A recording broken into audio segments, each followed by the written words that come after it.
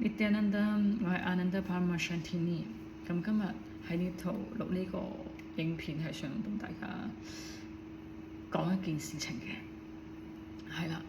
咁當我哋喺屋企以為安枕無憂嘅時候，其實恐怖主義已經可能已經潛伏喺我哋嘅身邊啦，而係毫無預警咁樣去奪走一切。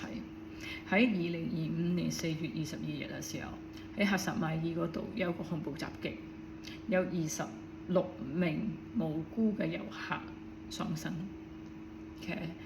呢個事件唔係孤立嘅事件啊！呢件事件係引起全球嘅領袖密切嘅關注呢件事件，譴責呢一啲非人道嘅暴行。而呢一次嘅襲擊咧，好明顯係針對印度教徒，但暴力係唔分任何國界嘅。下一個可能係你同我，都會成為一個受害者。所以希望大家睇到呢個影片之後，團結起嚟，同你身邊嘅人講，我哋要向恐怖主義 say no。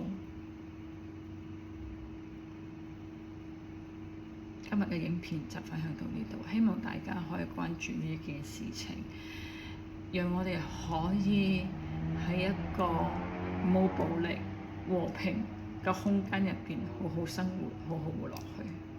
多謝大家，Nityananda。